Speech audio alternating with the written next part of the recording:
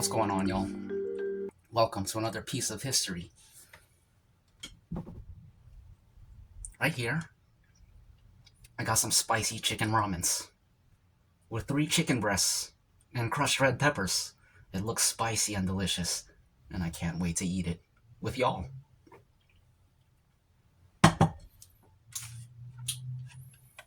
Also got a little salad here. Cherry tomato, don't mind if I do, with a little piece of purple cabbage up there.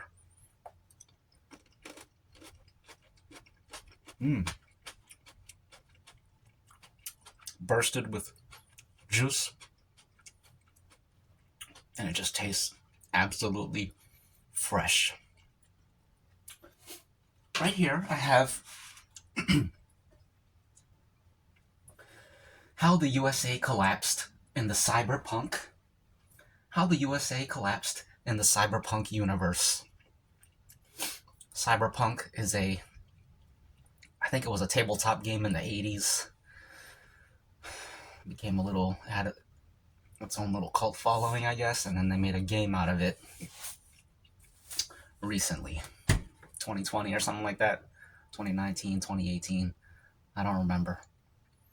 But, the world is created by Mike Pondsmith. And it's pretty cool. It's interesting. Anyways, this video, who made this video? This is by WiseFish. Go check out WiseFish if you're interested in this stuff. He's going to tell us about it. So, we're going to watch this, and it's my first time seeing it. And we're going to watch it together. Let's get right into it. I'm talking too much. And let's eat. Cheers. I also have coffee here. Hope y'all have a great Wednesday.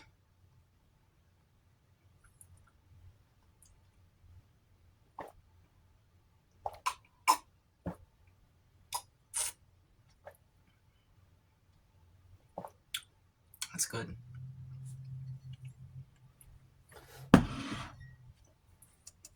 Take it away, WiseFish. Tell us about Cyberpunk and the lore, the history, how things became the way they are in this world. It's set in the future, by the way. It's dystopian.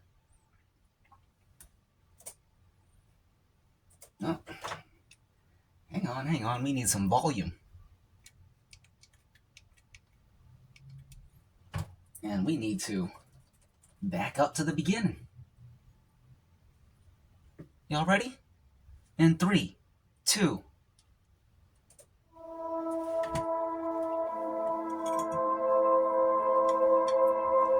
The United States of America, a land full of hope, prosperity, and most importantly, freedom. A place that is a major force on the international scene and has allies in all corners of the world. At least it did after World War II, and now over the years in the cyberpunk timeline, it has sabotaged not only its economy, it has gone to war in once allied territory and neutral zones, tried to manipulate the stock markets, assassinated anyone that spoke out against them or had different goals, and caused major damage throughout the lands. Because of all of this, during the mid to late 90s, the USA would start to see major problems. Its people would start to turn their backs on their government, and their involvement in Europe and Asia would eventually lead to what was known as the crash of '94, and then the collapse of the United States of America as we know it. But how did the USA collapse? What led to the crash of '94? And how did the USA become so disliked in the cyberpunk universe? Well, in today's episode, we will be exploring all of that, as well as looking briefly into how the new United States of America is no better even 70 years later. So if you do enjoy the video at any point, make sure you hit that like button as well as the subscribe button if you haven't already. And with that said, let's dive into the story behind how the USA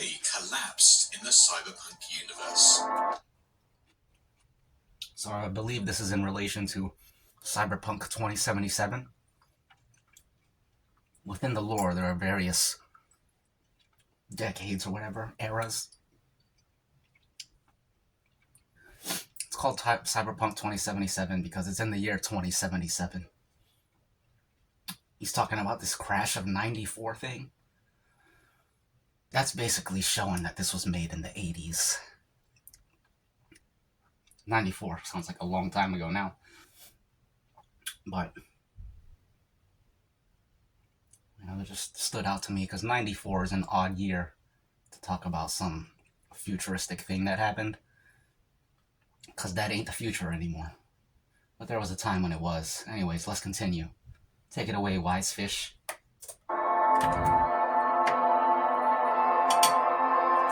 How the USA collapsed in the Cyberpunk universe.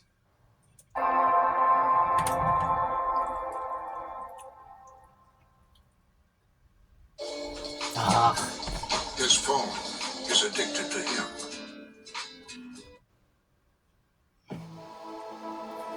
Our story starts during the latter half of the Cold War in the 1980s. During this time, the US was struggling quite a bit more than is shown in the history books. This was all because the people of America had formed a new way of thinking, where their social norms in all fields would turn into a me-first attitude, especially on the world stage, making them an enemy in the eyes of many other countries, most significantly Europe and the UK's Commonwealth allies. As the year turned to 1989, the Berlin Wall would officially come down, as the Cold War would officially come to an end, with the Soviet Union crumbling and forcing them to rethink their political system. The US wasn't much better during this time, however. They had used so many of their resources in their war to try and destroy the Soviet Union, and also got so many strongholds in Europe that their economy wasn't exactly great. Now, with all of this wrapped up, the US government looked for a new opportunity to grab some resources and funding and turn their attention to the Panama Canal, a hotspot for all trade going into the Americas. By this point in time, the treaty between multiple countries for access to it had completely run out, and because of that, this whole area went back into the ownership of the Panamanian government. I mean, after all, it was on their land. The US had other ideas about how this all worked, seeing it as a waste in the Panamanian government's hands. They decided that this was actually theirs for the taking and conducted a plan to take it for themselves. Here, the US government were going to state that this whole area was becoming a terrifying place that was a risk to national security, as it was a hotspot for tons of drug cartels who were bringing dangerous, life-threatening drugs into America's soil. This, of course, was a lie to try and get the American people to back this invasion, and it worked, sort of, as the American forces went in full throttle into the land, trying to take the Panama Canal and stick an American flag on it. Also, to take it back from the Panama president, who was an ex-US puppet dictator who had turned his back on them. That said, Panama wasn't going to be an easy place to take, as all of the countries of Nicaragua, Honduras, and El Salvador came to their support, forming a guerrilla army taking the American troops out from the Honduran and Nicaraguan border. America didn't let that stop them, however, as they sent everything into this war, including new vehicles which charged into the forests, as well as cyber soldiers who were supposed to be walking tanks and were trained for these very situations of combating guerrilla warfare troops. At this same time, American forces were also fighting out within Iraq, sending in tons of troops, losing many in the process, and by 1991 this war would ultimately be won, but it came at a major price, as thousands of American forces would be killed in the name of freedom. Meanwhile, in Europe, they had gotten tired of this post-Cold War world, especially one where America had just started taking over any area they wanted to gain more economic power, and were paranoid that other countries were trying to take them from them. With this, in 1992, a few European countries came together and went on to form the European Economic Community that would also bring about a new currency they'd simply named the euro-dollar, which quickly became the official currency for many European and non-European countries. Many things were set up within the EEC that ultimately protected all of its members and to help their economies grow in these uncertain times. And because of these things put into place, many agreed to join, which included France, Germany, Britain, Italy, Benelux, which was a combination of Belgium, Netherlands, and Luxembourg, and the EEC even extended its invitation out to Japan, who accepted it, turning the yen into the euro-dollar. In terms of the United States, they weren't even considered as part of this, as many of the European nations hated the paranoid, isolationist attitude that they had turned themselves into. Not only that, but these European countries would hit back against America and what they were doing on the world stage by implementing tons of tariffs that essentially wrecked attacked the American economy, making them even more paranoid and desperate. Ultimately, the US were the only superpower to not be involved in the EEC, going to show how on their own they really were. Granted, the EEC wasn't perfect, as many protested its set up, especially in the UK, where labour rights were on the rise. But overall, their economy was so much stronger than that of the US's. Not only that, but the EEC went against the US completely, as they would supply much needed food and aid to the Soviet states, who were still clinging on to some of their old ways. This act of kindness to the Soviets meant that they would actively choose to take on the euro-dollar as their main source of currency, allowing the EEC's finances to increase even more. Fuming at everything that had been happening across the pond, the US knew that so much is happening.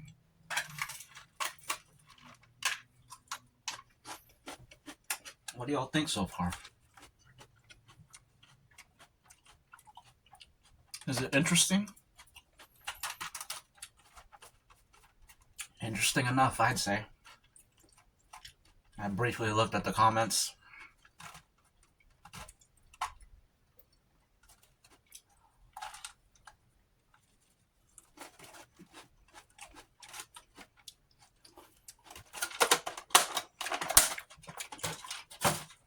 Of course, you have people saying, this is gonna happen, this is a reality.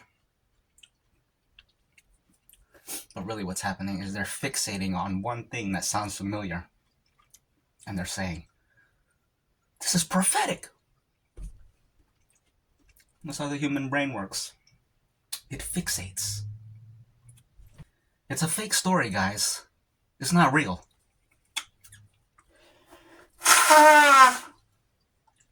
Anyways, let's continue. I'm sweating. It's not even spicy. It just makes me sweat because of the peppers. Excuse me. Let me wipe the sweat off my brow real quick. Excuse me. Take it away, WiseFish.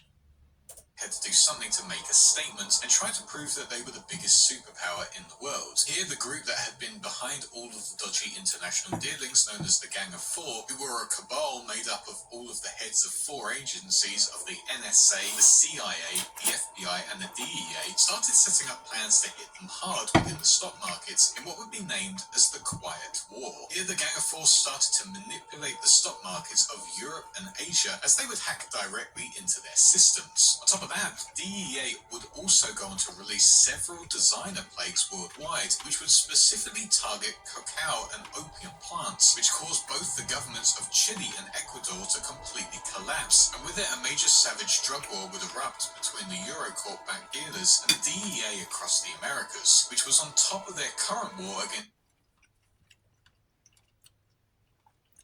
I gotta rewind. What did the DEA do? DEA would also go on to release several designer plagues worldwide. Designer plagues.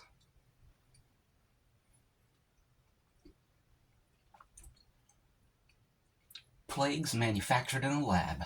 Which would specifically target cacao and opium plants, which caused both the governments of Chile and Ecuador to completely collapse. So they collapsed those South American governments by taking out their drug exports. Interesting.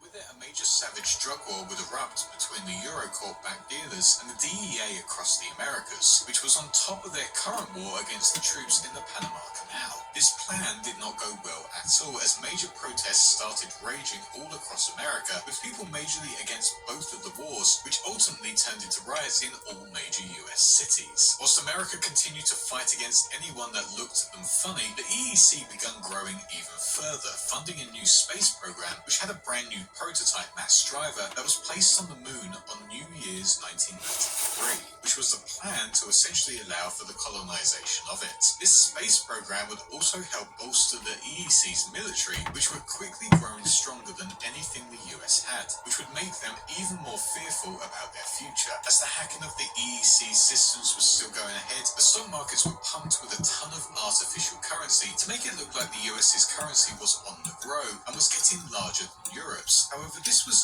too convenient, and Europe knew this was impossible, especially with how many wars they were fighting and all of the things they had been up to. With that, the EEC launched an investigation into what was going on within the stock markets, eventually finding out that the US had indeed manipulated them, and with that information took it to the world press to show everyone how corrupt the American government was. Just before America found out about what was going on and that they had been found out, their drug wars going on within the rest of the Americas made their way into the US soil, as the Colombian drug cartels were going to set off a small tactical nuclear device in New York City that would go on to kill 15,000 innocent civilians. To add to that, with news spreading about how the stock market had been undermined by the US's actions, the whole system essentially collapsed, causing what was known as the crash of '94, where economies were crippled heavily. As a result, almost all of the developed countries Wait, how did the crash of '94 happen?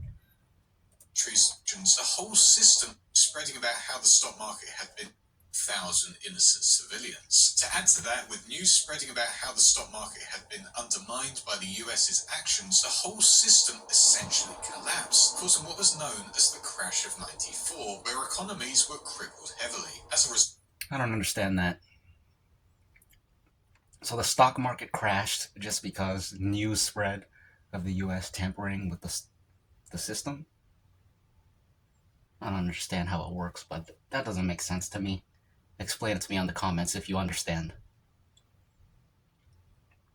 Does that crash the system? People finding out that people are tampering with the system? Well, I guess it makes sense, because everyone could withdraw all their money, I guess. All their stocks. Yeah, that makes sense. Interesting. So almost all of the developed countries of the world hit the United States with massive instituted embargoes on all of their trade, which utterly devastated America's economy. Before the crash of '94, the US's homeless population was already on the rise, as it was recorded that over 21 million people were living within tents and shantytowns. That said, the wealthy were getting richer day by day, creating a major class divide throughout all of the country. However, after the crash, the US... Sorry, I have to rewind again. I was focused on my food.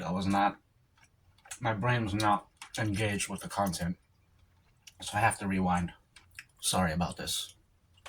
When it really devastated America's economy. All of the developed countries of the world hit the United States with massive instituted embargoes on all of their trade, which utterly devastated America's economy. Before the crash of '94, the US's homeless population was already on the rise, as it was recorded that over 21 million people were living within tents and shantytowns. That said, the wealthy were getting richer day by day, creating a major class divide throughout all of the country. However, after the crash, the US went into a major depression, and 2 years later, in 1996, homelessness and unemployed and international corruption reports were higher than they had ever been. Many of the country's city governments declared outright bankruptcy, or they just completely collapsed for good. But one saving grace at this point in time was that their war in the Central American countries had come to an end. This was mainly so that the Gang of Four could get all of their troops back to the homeland and control the population there who had been rioting for many years. And rightly so,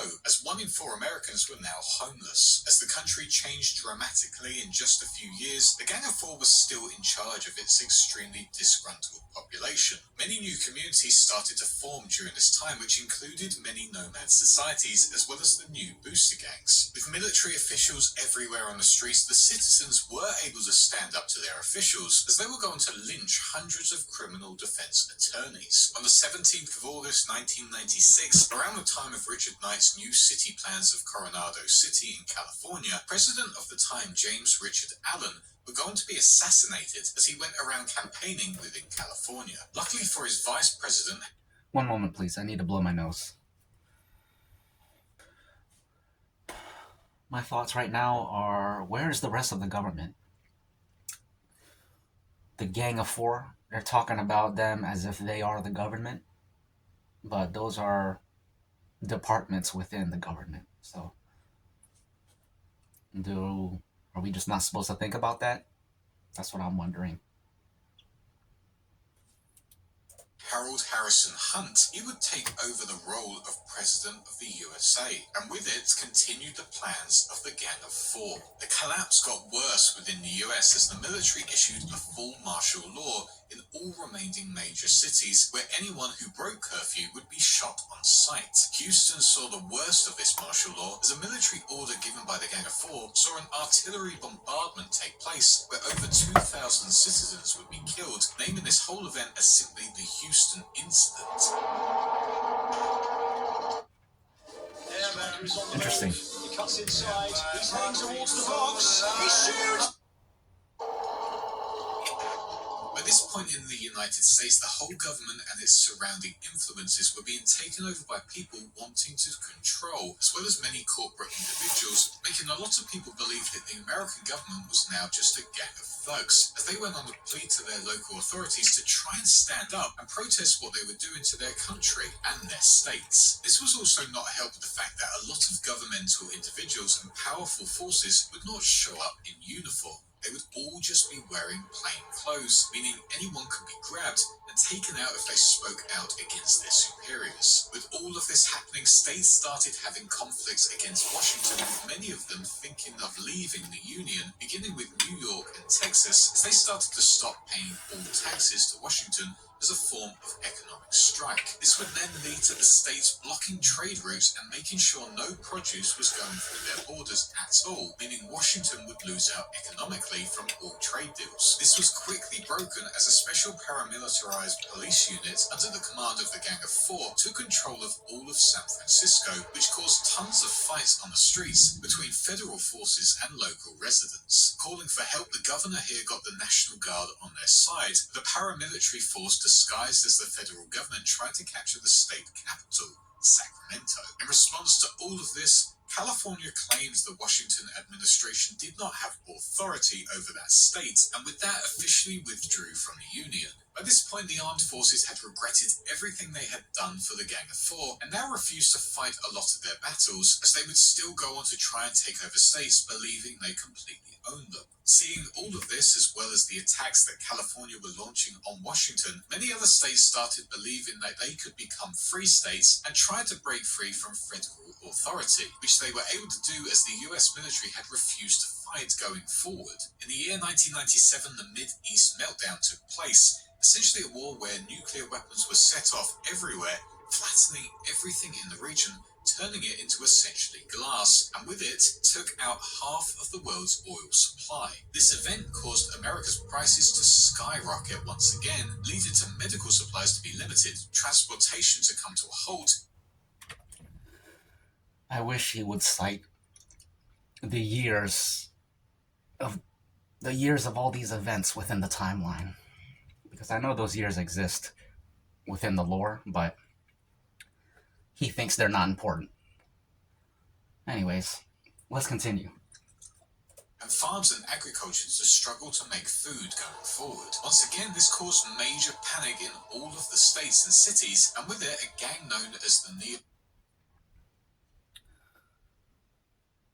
How are you gonna put timeline in the title and not label any of the times? Maybe I shouldn't watch the rest of this video. If he couldn't be bothered to do that, maybe we can't be bothered to watch. Yeah, that sounds good to me. Let's get out of here and let's just finish our food.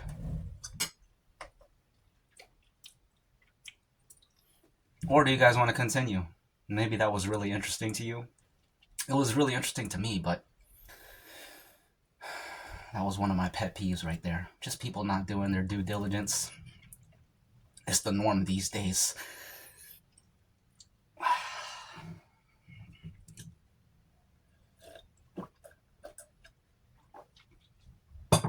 How deep into the video were we anyways? I feel like we didn't even get halfway.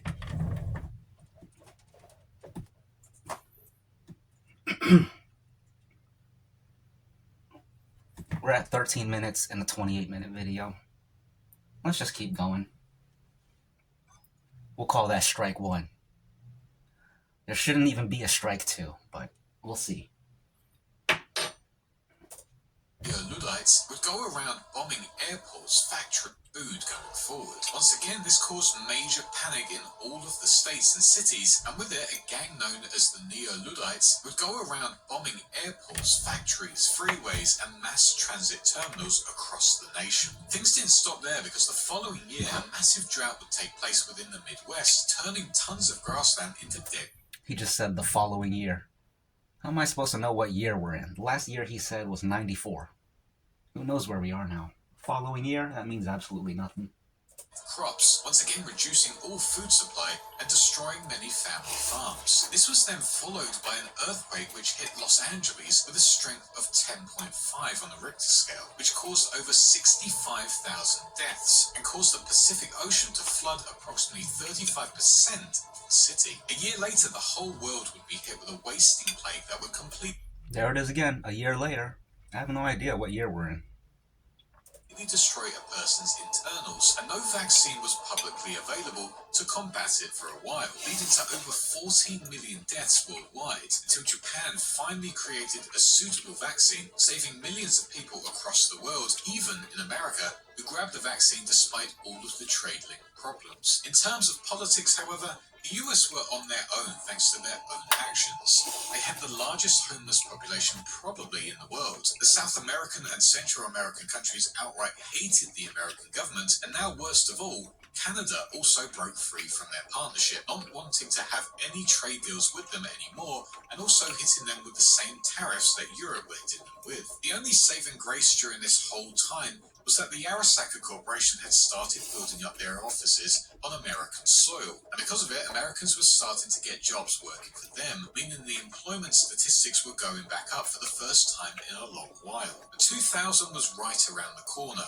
a chance to start fresh. Maybe America could be great again. Okay, we're in the year 2000 now. We went from 94 to 2000, and all that stuff happened. Let's continue. We got 77 years to go. That was a lot for, well, no, that's 16 years. That was an eventful 16 years. Let's keep it going. Fortunately, it was only going to get much, much worse from this point on. Hang on a second. Curl me for that ulcer? Curl you?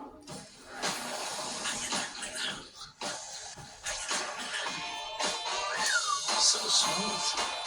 Yes, it is. Taco Bell's New Lux Value Menu. 10 extravagant indulgences, all $3 or less.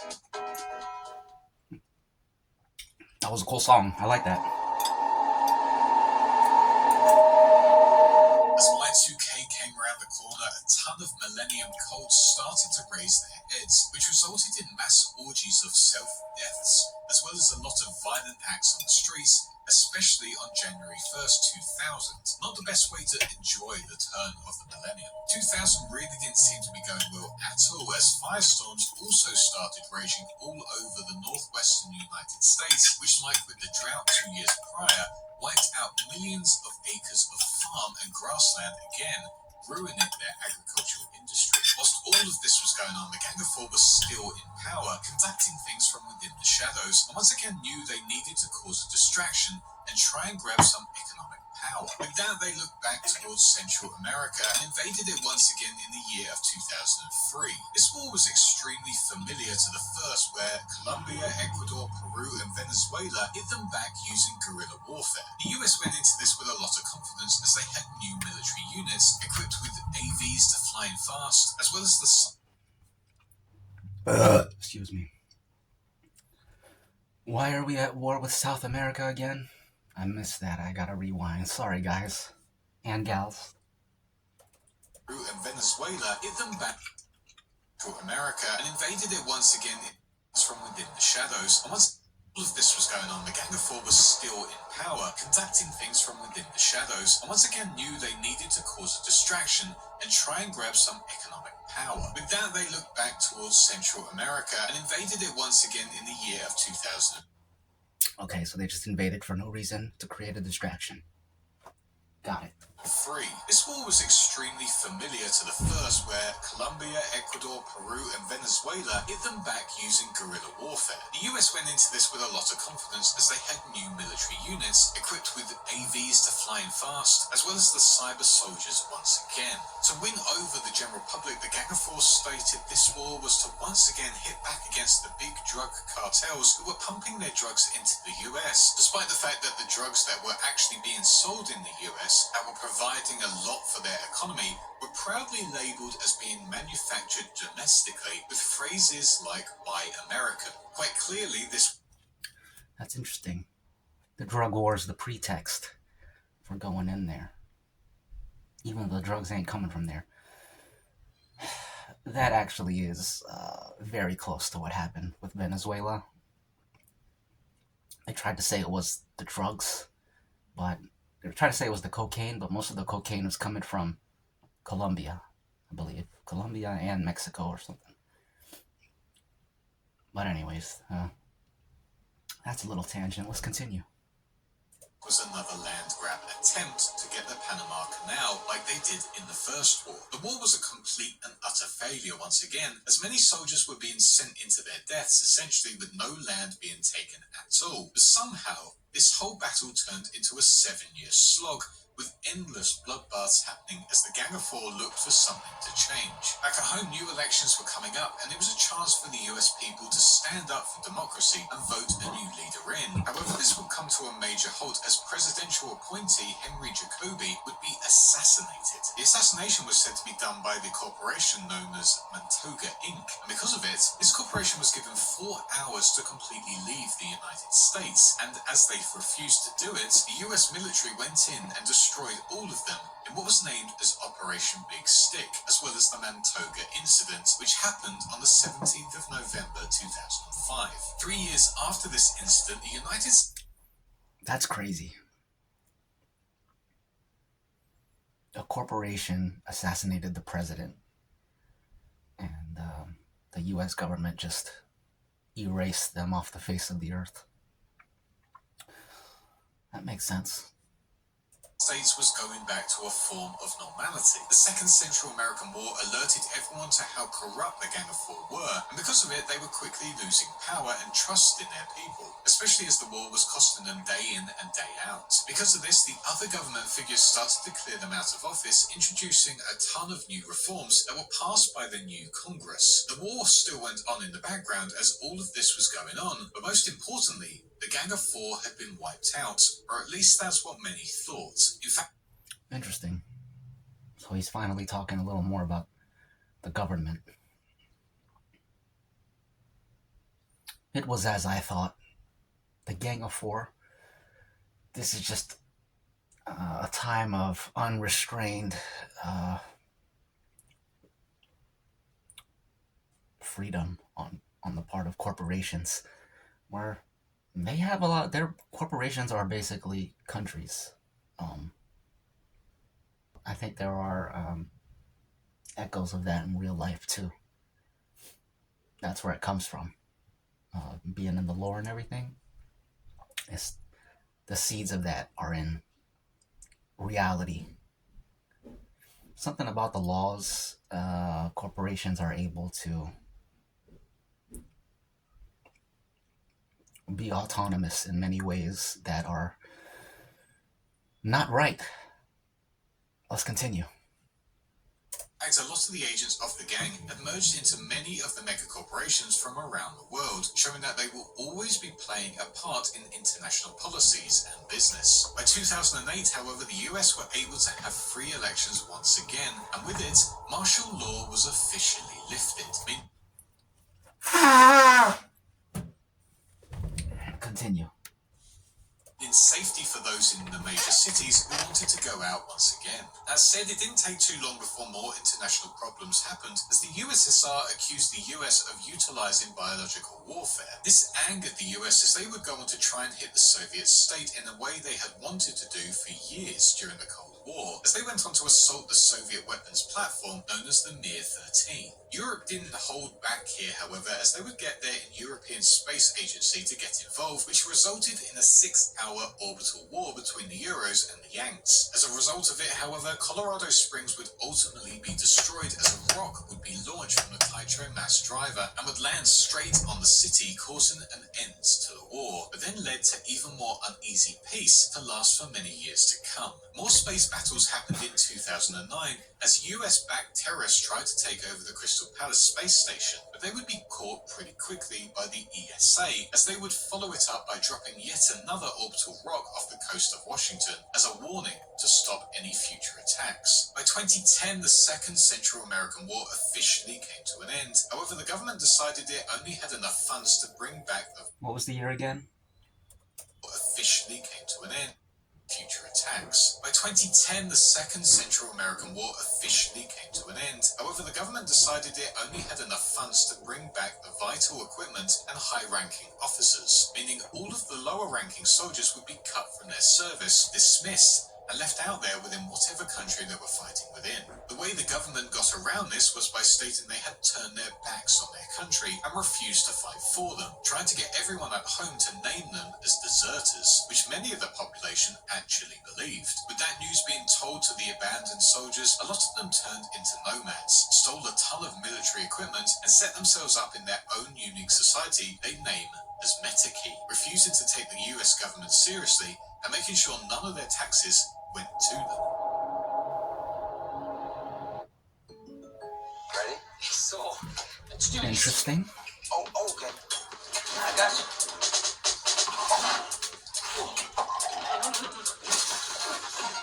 Sorry. Like a good neighbor, State Farm is there. Bush guy. It's interesting how Mike Pondsmith, the creator of this, he takes instances from history and just mishmashes them, blends them into this futuristic thing. Pretty cool. Cold and smooth survival skills. My watch is broken. You can tell time by measuring the sun's distance from the horizon. Back at home, however, more and more states were getting fed up with Washington's rule, even though the Gang of Four was now gone from the office. With it, many joined California and became free states, deciding their own fate for themselves and not worrying about having to pay taxes to the federal government. The whole atmosphere of the United States had completely shifted. States were all on their own, but considering what happened during the collapse, this seemed like a much better option for them, especially in the long run. As the US entered the 2020s, the whole world would be plunged into the fourth corporate war, and for the people of America, they would be hit harder than anyone had ever been hit before. The collapse absolutely devastated their homes and everything around them. This is what I'm mostly familiar with when it comes to Cyberpunk. This corporate war stuff. They don't really talk about the nation's governments anymore. It's more like just corporations rule everything and corporations war with one another as if their countries and actual country governments are kind of on the back burner. We don't really hear about them that much. Anyways, take it away, WiseFish. Tell us about this corporate war. Or these corporate wars. With many deaths as well, but this period in time killed over 100 million Americans in just 15 years, and most of these deaths were caused by a lack of communication between the states. If they had talked to each other and shared their hoarded resources and munitions, millions of deaths could have been prevented. As the war got even more heated, Los Angeles, Chicago, and Night City were seeing massive battles rage through the streets, making it look like the cities were permanently on fire, and the sound of automatic weapons would ring out all day and night, as they all needed some form of assistance, even if they were by the federal government. They had to do something. Luckily for them, National and State Guard units were put on high alert all across the nation, with even low Earth orbit patrols being a daily occurrence, to make sure their territory was protected from these corporations. By 2022, the end of the war was coming, as the governments of South California and the Republic of Texas had had enough, and went on to nationalize both the Arasaka and Militech facilities within their border. This led Europe to follow suit, as they would also nationalize all of the corporations' facilities, and with that done, the war was pretty much... That's interesting. I didn't know the corporations were nationalized. So they pretty much are countries. Take it away, WiseFish.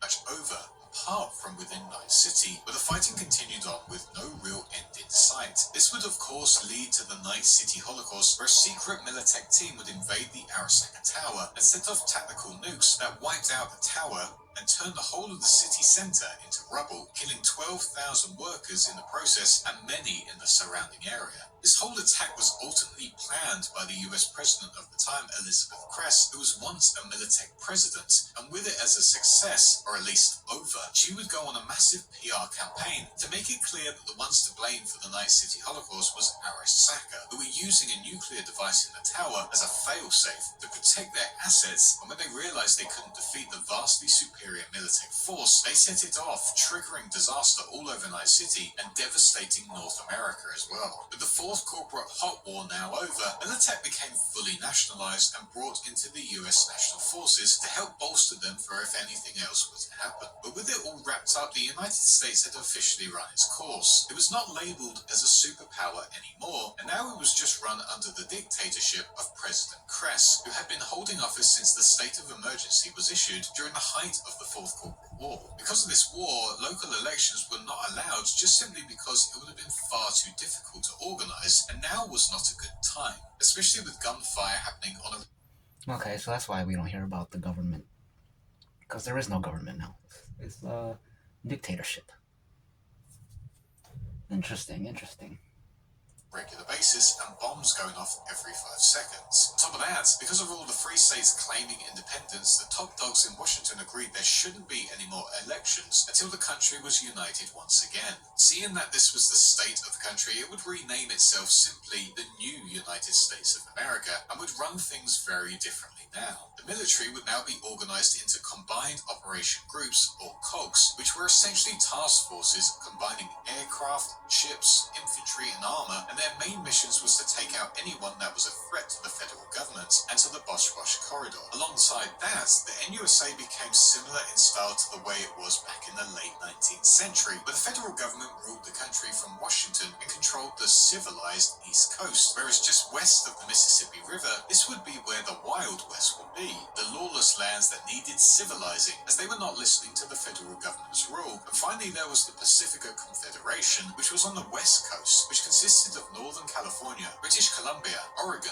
Washington, and Idaho. And by the year 2045, this is how America became what it is today. Years and years of hardship, death, and destruction has turned them into a country where their neighbors could be their greatest enemy, depending on what state they are a part of. International relations are still at an all-time low, and the NUSA government still has that paranoid view on the world. President Kress would rule over the NUSA for years, making plans to try and bring all of the states together again and to make them a superpower, but she would never act on it. It would only be when President Rosalind Myers, a Militech CEO, took over from Kress in 2065 where action would be taken, as Myers would trigger the Unification War to try and bring all of the states together like Kress had planned. But she would do this with as much force as possible, almost leveling some of the free states until they caved in and joined up. In the end, however, it would be Night City and the Republic of Texas who would stand their ground, and thanks to the help of Arasaka, the war would come to an end, and some of the free states went back to living for themselves. The Night City would be officially listed as an international city, free from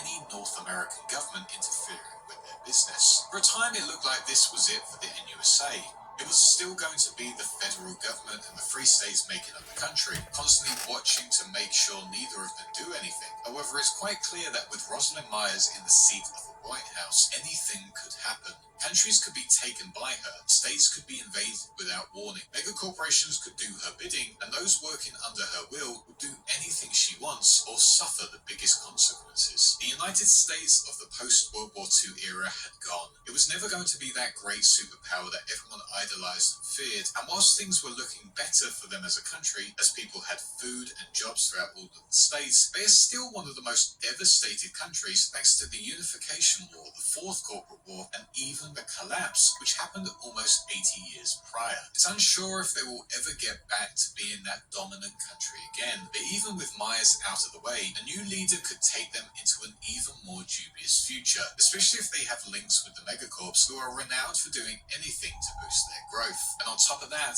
how are the other countries ever going to trust this country ever again? But until we know more, this has been the full story of how the USA officially collapsed and how it formed into the weaker, permanently at each other's throats country of the NUSA.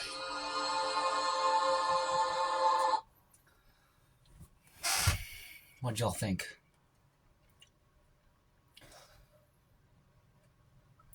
It wasn't as interesting as I thought it would be. I didn't like how he structured it and how he told it. But better than nothing.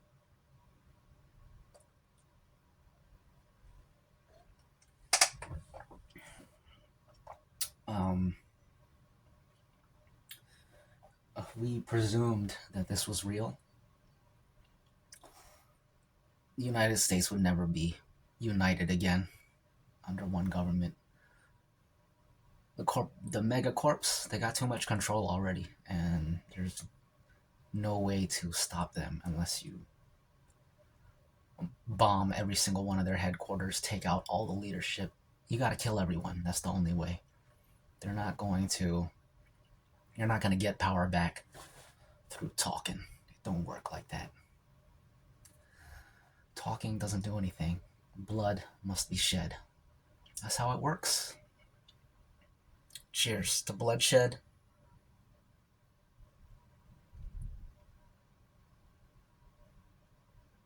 And the problems it solves.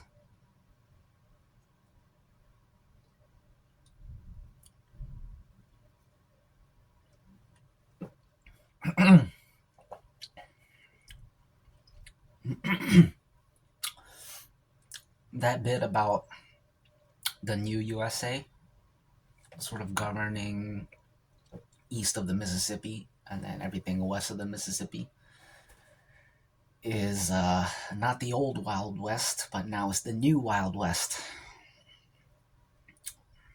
That was interesting.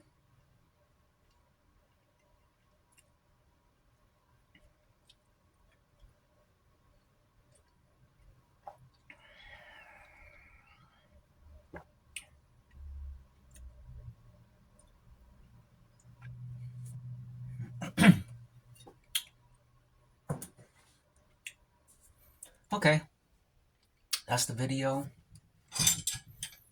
I finished my spicy chicken ramens. I finished my coffees. I finished my waters, and I finished the video. So, y'all have a great Wednesday, and we'll chat again soon. Real soon. See ya.